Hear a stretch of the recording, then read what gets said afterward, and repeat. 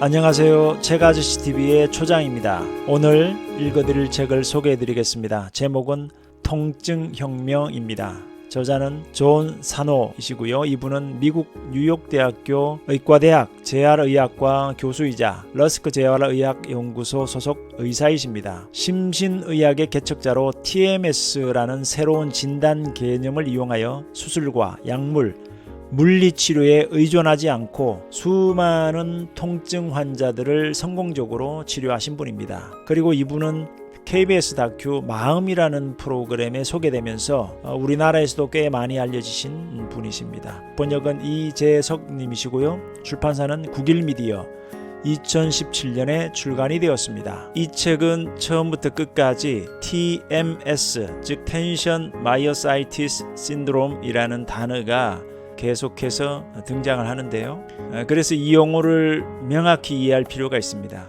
TMS는 우리말로 긴장성 근육 통증 후군이라는 뜻입니다. 여기에는 목, 어깨 등 허리, 엉덩이, 다리 통증을 비롯해서 긴장성 두통이나 편두통, 천식, 대장염, 위궤양, 과민성 대장증 후군 등 정신적 긴장과 관련된 질환들을 두루 포함하고 있습니다. 긴장성이라는 단어에서 알 수 있듯이 이러한 수많은 통증이 신체 구조의 이상으로 인해 발생하는 것이 아니라, 다시 한번 신체 구조의 이상으로 인해 발생하는 것이 아니라 정신적 혹은 감정적 요인들에 의해 비롯되는 경우가 많다는 겁니다. 저자는 1965년 뉴욕 의대 재활의학연구소 외래 담당 의사로 부임하게 되었는데, 당시 목, 어깨, 허리, 엉덩이 통증을 호소하는 환자들을 많이 접하게 되었다고 합니다.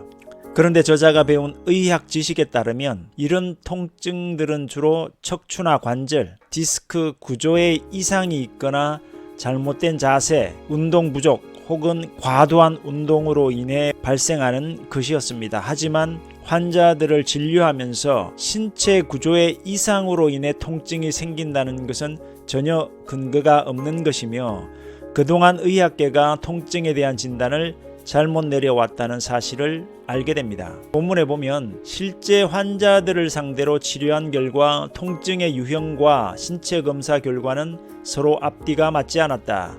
예를 들어 척추의 퇴행 때문이라고 생각했던 통증이 척추와 전혀 상관없는 신체 부위에서 나타나고는 했던 것이다. 그리고 디스크는 왼쪽으로 탈출되었지만 통증은 오른쪽 다리에서 느끼는 경우도 설명하기 어려웠다. 이렇게 기존의 진단에 대한 의문을 갖게 된 저자는 처방 역시 기존의 방식을 가급적 배제하고 환자들에게 TMS를 진단하고 그에 따라 처방을 했더니 놀랄만한 치료 효과를 보게 됩니다. 이러한 저자의 진단 방식과 치료 프로그램은 수많은 환자들을 치료하는 데 있어서 놀랄만한 성과를 이루게 하였고, 통증혁명이라고 하는 바로 이러한 책들의 토대가 되었다고 할 수 있겠습니다. 이 책은 총 7개의 장으로 구성이 되어 있는데요. 1장의 주제는 통증의 증상, 2장은 통증의 심리학, 3장은 통증의 생리학, 4장은 통증의 치료, 5장은 기존의 통증 진단, 6장은 기존의 통증 치료, 7장은 몸과 마음입니다. 이 영상에는 4장 통증의 치료 위주로 제작하였음을 알려드립니다. 이 책의 감수자의 말에 의하면 미국에서는 이 책을 읽는 것만으로 등과 허리 통증이 사라진 환자가 약 15만 명이 넘는다고 합니다. 그만큼 이 책은 책 자체가 품고 있는 내용들이 갖는 그 영향력은 상상 이상으로 엄청나다고 할 수 있겠습니다. 저 역시 이 책을 읽고 그동안 통증에 대한 관념을 완전히 새롭게 정립할 수 있었습니다. 정말 이 책을 알게 된 것이 저에게는 큰 행운이라고 생각을 하고요. 여러분들에게도 꼭 한번 읽어보시라고 추천을 드립니다. 그럼 책 속으로 함께 들어가 보시겠습니다. TMS 진단은 왜 필요한가? 전체 성인의 80% 이상이 평생 한 번 이상은 통증으로 고생한다는 통계가 있다. 이제 통증은 직장 생활을 방해하는 질환으로 1순위를 차지하고 있으며 감기 다음으로 병원을 찾는 흔한 질환이 되었다.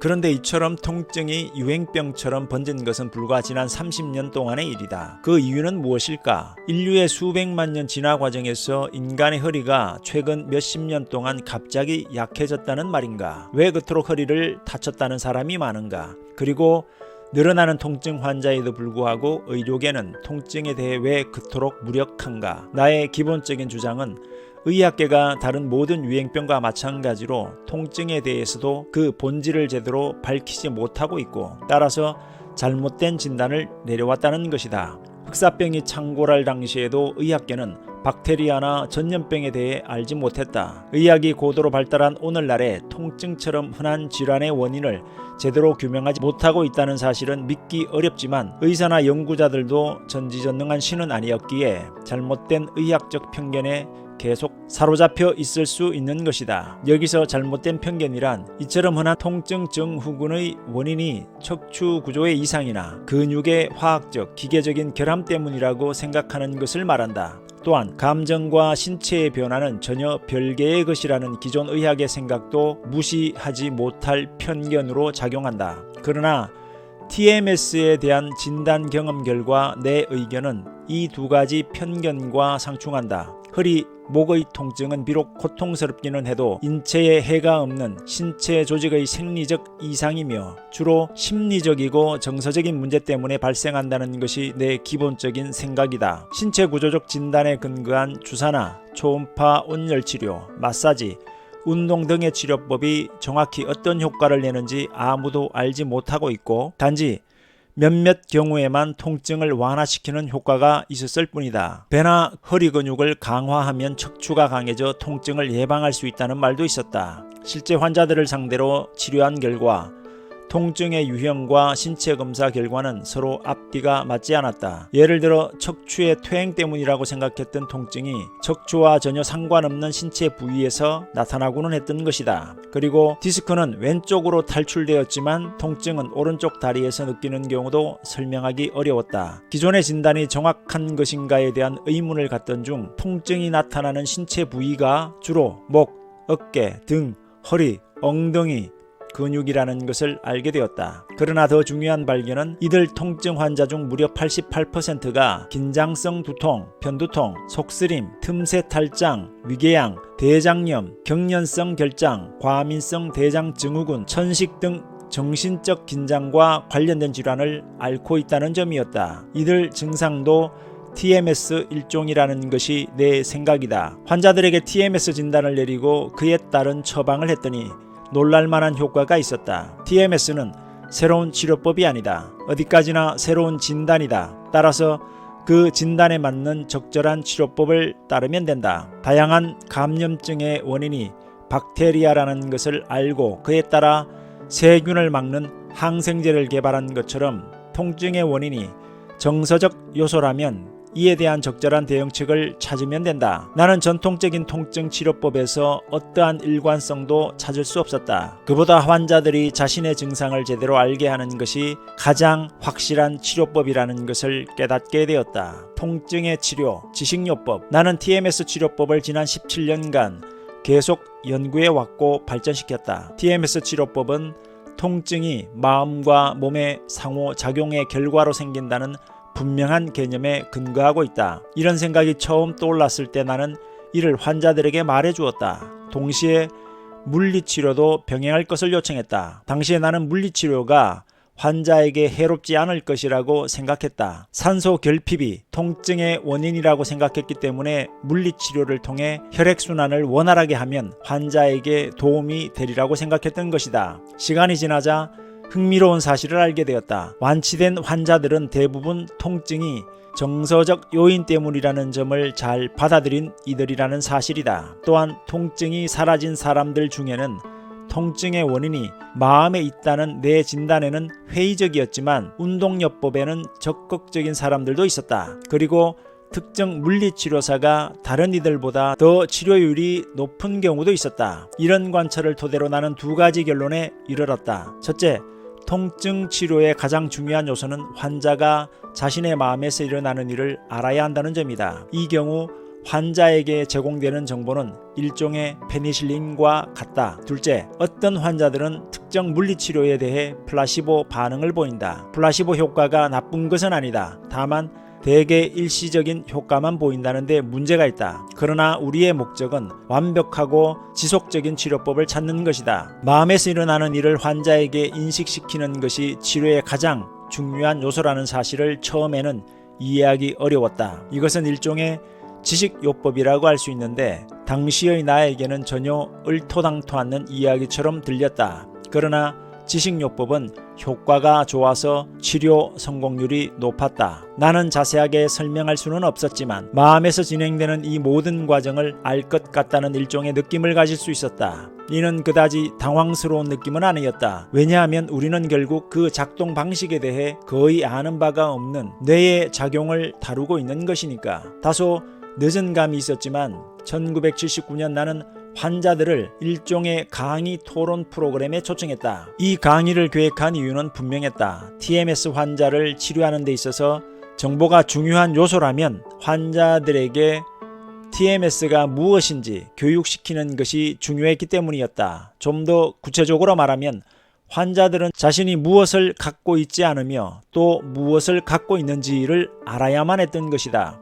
신체적 관점에서 볼 때 TMS는 해롭지 않다. 따라서 그것에 관해 걱정할 필요는 없다. 신체 동작에 관한 주의사항들도 불필요하다. 이런 주의사항들은 환자의 공포심만 키워 치료에 방해가 될 뿐이다 라는 사실 말이다. 통증은 뇌의 해피기제이다. 통증의 목적이 환자로 하여금 몸에 주의를 돌리도록 하는 것이고 내 강의 프로그램을 통해 환자가 신체 증상을 무시하고 심리적인 면에 초점을 맞추게 되었다면 이제 통증은 자신의 쓸모를 잃어버렸다고 생각해도 좋을 것이다. 그렇지 않고 통증이 자신의 주의를 신체로 돌리려는 목적을 갖고 있다는 사실을 모르는 한 통증은 사라지지 않는다. 이에 대한 자각이 확실하게 형성되면 더 이상 속임수가 먹히지 않게 되어 통증도 멈춘다. 단지 머리로 이해하는 것만으로는 부족하다. 그런 생각이 완전히 머릿속에 자리 잡아야 한다. 다시 한번 말하지만 이 경우 환자에게 주어지는 정보가 가장 중요한 역할을 한다. 무의식 속에 억압된 감정들은 억압이 두려워 어떻게든 의식 표면으로 떠오르려는 경향을 갖게 되는데 이것이 바로 방어 기제다. 방어란 심리학적으로 말하면 의식적인 마음이 억압된 감정으로부터 다른 곳으로 주의를 돌리게 하는 모든 것을 지칭하는 말이다. 이 방어 기제의 일종으로 TMS가 생긴다. TMS는 환자의 주의를 온통 끌 만큼 심각한 질환이 아니며 오히려 위장술에 불과하기 때문에 그것을 두려워하기보다는 마음껏 비웃어줄 필요가 있다. 대부분의 신체 구조적 진단은 아무런 도움이 되지 않는다. 환자가 주의를 기울여야 하는 것은 바로 억압된 감정이라는 점을 확신할 수 있어야 하는 것이다. 이런 과정을 통해 TMS가 더 이상 쓸모없도록 만들어버릴 수 있다. 즉 이제 TMS는 의식적 마음의 주의를 끌만한 능력을 상실했고 방어 기제는 실패하고 만 것이다. 따라서 통증이 지속될 이유가 없다. 이 설명이 마치 공상과학 소설의 이야기처럼 들린다 하더라도 나는 지난 17년간 수천 명을 상대로 이 치료 경험이 이를 입증한다는 말밖에 할 수 없다. 이를 잘 보여주는 사례를 하나 소개하고자 한다. TMS 치료 프로그램을 잘 받아 통증이 사라진 여성이 있었다. 그녀는 내 강의를 듣고 몇 주일이 지나자 통증이 사라져 테니스, 조깅 등 예전에 했던 운동을 마음껏 할 수 있었다. 치료 프로그램을 마친 후 9개월이 지난 어느 날 그녀는 조깅을 하다가 고관절 바깥쪽에 새로운 통증이 생겼다. 이 역시 TMS 증상이었다. 동네 의사를 찾아갔더니 고관절에 점액 낭염이 있다고 하며 X선 촬영하고 주사와 약을 처방해 주었다고 한다. 전화상으로 그녀는 당시 3주일 동안이나 무척 고통스러웠다는 말을 했다. 나는 동네 의사의 진찰을 그대로 받아들인 그녀를 몹시 꾸짖었다. 나와 통화하고 난 후 그녀는 잠시 멈추어 서서 자신을 되돌아보고 어리석은 짓을 한 자신에게 몹시 화를 냈다고 한다. 자신을 되돌아보았다는 것은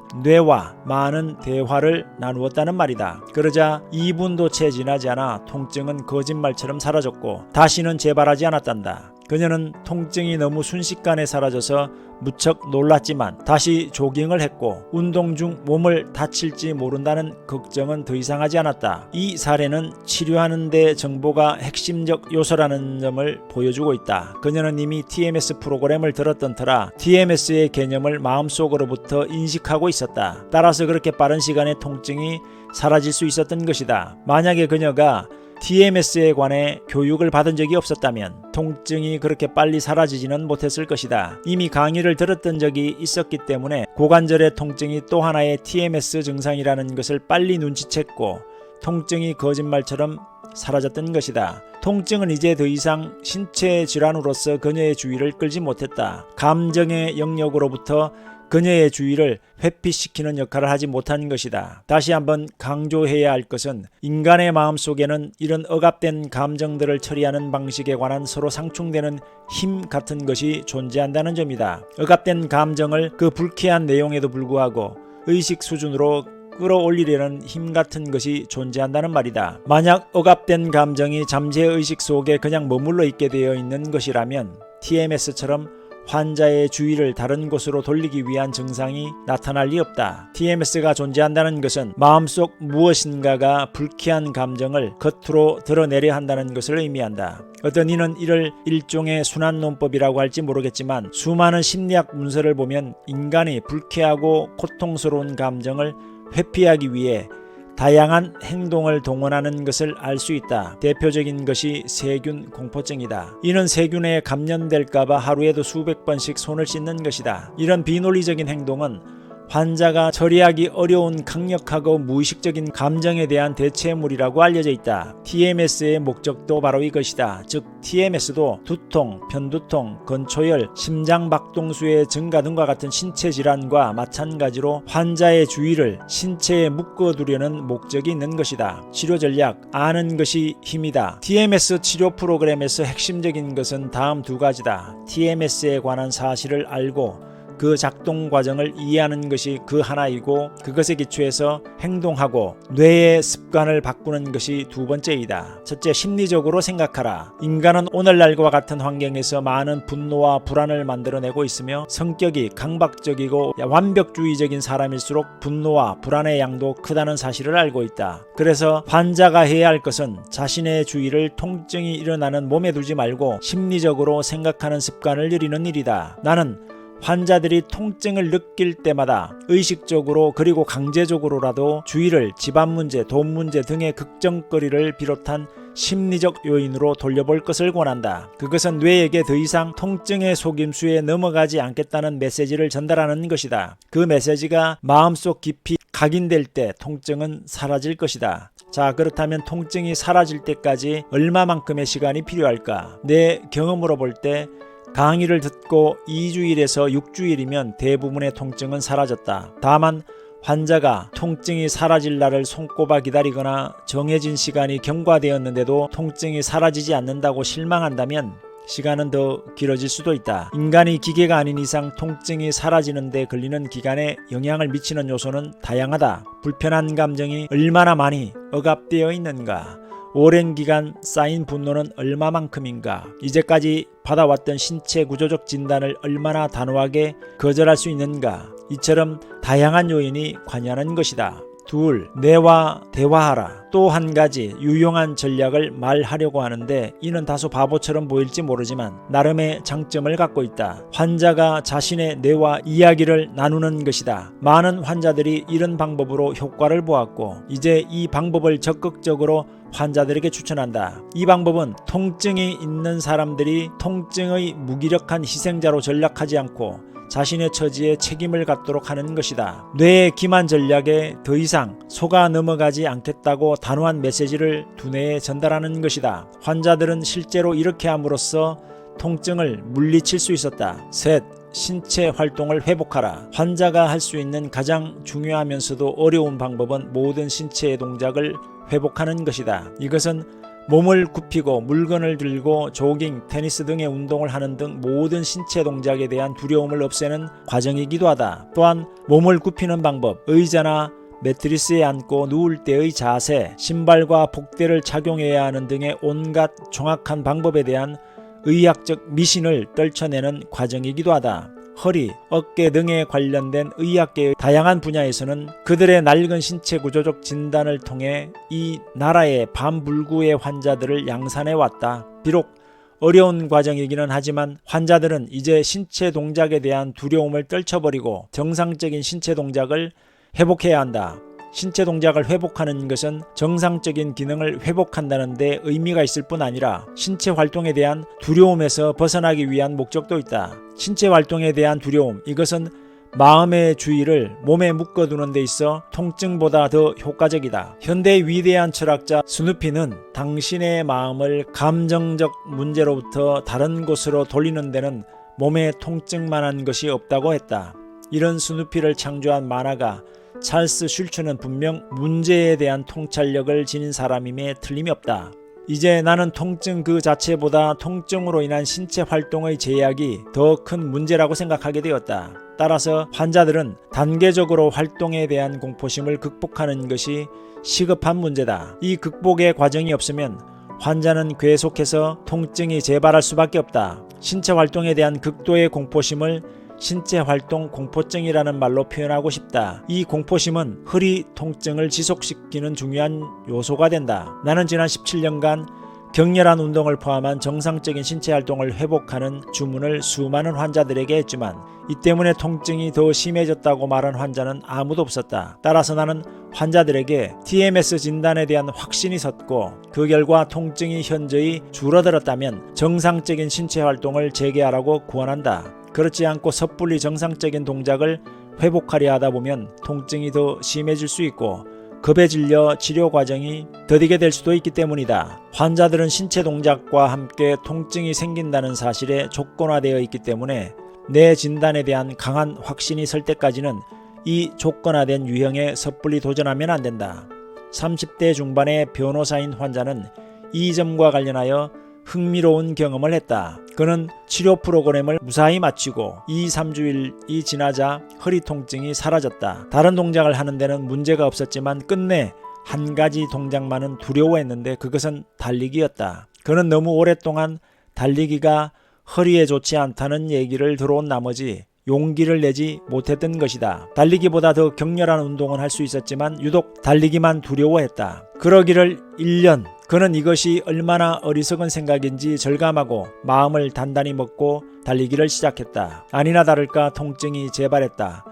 이제 그는 달리기를 계속할 것인지 그만둘 것인지 기로에 서게 되었다. 그는 내게 전화를 걸어 조언을 청했지만 불행히도 나는 당시 휴가 중이어서 도움을 줄 형편이 못 되었다. 그는 계속 달리기를 하기로 결정했고 통증은 계속되었다. 그러던 어느 날 밤 이제는 허리가 아닌 등 쪽에 격렬한 통증이 시작되었다. TMS는 회복 과정에서 증상이 나타나는 부위가 흔히 바뀐다는 사실을 알고 있던 그는 자신이 이제 통증을 극복해가는 과정에 있음을 확신했다. 며칠 지나지 않아 등 쪽 통증도 사라졌고 그 후에는 통증이 재발하지 않았다. 환자들은 TMS와 맞붙어 싸워야 한다. 그렇지 않으면 통증은 사라지지 않는다. 신체 동작에 대한 두려움을 극복하고 정상적인 동작을 회복하는 것이 치료의 가장 중요한 요소다. 넷, 모든 신체 치료를 멈춰라. TMS 회복에 있어 중요한 또 한 가지 요소는 모든 물리요법이나 신체적 치료법을 중단해야 한다는 점이다. TMS 진단을 시작한 이후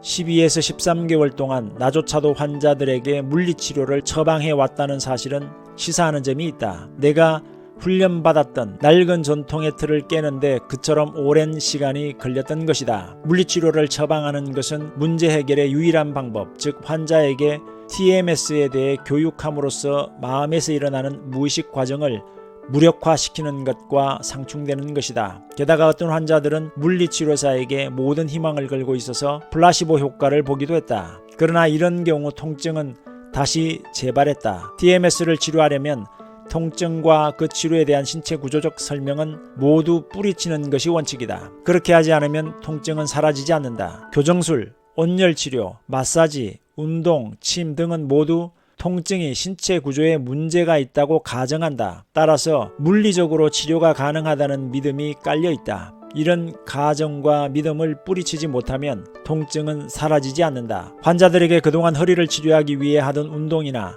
스트레칭을 중단하라고 하면 대개 충격을 받는다. 그러나 중요한 것은 그런 신체적 치료법이 아니라는 점을 마음속 깊이 인식하는 것이기 때문에 모든 신체적 치료법을 중단할 수밖에 없다. 물론 건강을 위해서 하는 운동은 상관없다. 그것은 적극적으로 권한다. 통증 환자들이 매일매일 되새겨야 할 것, 1일 준수사항이라고 할 수 있는 이 방법은 매우 중요하지만 이것에 너무 얽매일 필요는 없다. TMS 환자가 되새겨야 할 생각을 정리한 것인데 매일 15분 정도 시간을 내어 조용한 곳에서 하루에 하나씩 되새겨 보면 된다. 나의 통증은 TMS라고 불리는 증상 때문이다. 신체 구조 어딘가에 문제가 있는 것은 아니다. 통증의 직접적인 원인은 가벼운 산소 결핍이다. TMS는 신체의 무해한 증상으로 무의식에서 억압된 부정적 감정 때문에 생긴다. TMS는 그런 불쾌한 감정에 대한 회피책으로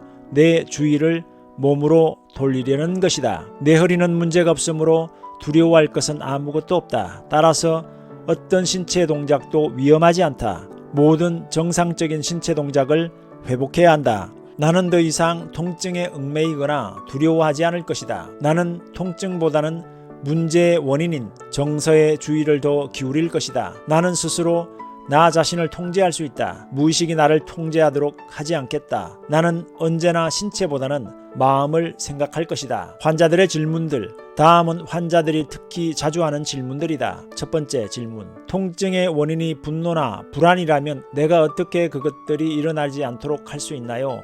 성격을 완전히 바꾸는 것은 불가능하지 않을까요? 답변. 통증을 없애기 위해 자신의 성격을 완전히 바꿔야 한다면 TMS 치료 프로그램의 성공률은 제로가 될 것입니다. 문제는 환자의 감정 상태를 바꾸는 것이 아닙니다. 단지 분노나 불안이 있다는 것과 내가 통증을 통해 그것들의 존재를 인식하지 못하도록 방해한다는 사실을 알면 되는 것이죠. 그러므로 가장 확실한 치료법은 내 마음속에서 일어나는 일을 아는 것입니다. 두 번째 질문. 사용하지 않던 근육을 무리하게 사용함으로써 생기는 통증과 TMS로 인한 통증을 어떻게 구별할 수 있나요? 답변. 그것은 아주 간단합니다. 하지 않던 신체 동작을 하고 난 다음 날 아침 팔과 다리에 통증을 느낀다면 그것은 아주 정상적인 통증으로 시간이 지나면 금세 사라집니다. 그러나 TMS 통증은 지긋지긋할 정도로 없어지지 않는다는 데 차이가 있습니다. 세 번째 질문. 어떤 운동을 해야 하나요? 답변. 마음속 분노의 존재와 뇌의 속임수를 인식했다면 통증이 어느 정도 줄어들었을 것입니다. 통증이 줄어들었다면 어떤 운동을 해도 상관이 없습니다. 오히려 격렬한 운동일수록 더 좋지만 일단은 의사와 상담하는 것이 좋습니다. 단 여기서의 운동도 신체 활동에 대한 공포심을 극복하고 몸의 전체적인 건강을 위한 것이지 허리를 보호하고 튼튼하게 하기 위한 것은 아니라는 점을 잊지 말아야 합니다. 네 번째 질문. 허리 통증이 사라지더니 이번에는 목과 어깨의 통증이 나타났습니다. 어떻게 해야 하나요? 답변.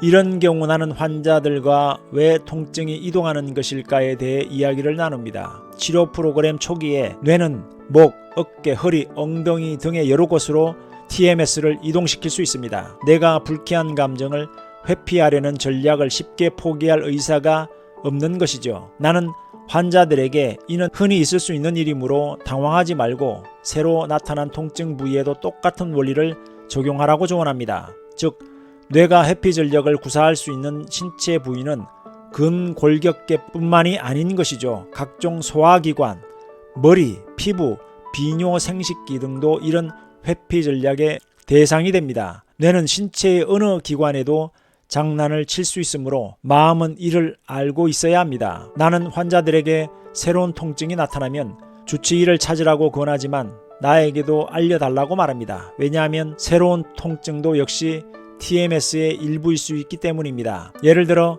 위궤양은 적절한 약으로 치료해야 하지만 정신적 긴장 때문에 일어난다는 사실을 인식하는 것이 중요합니다.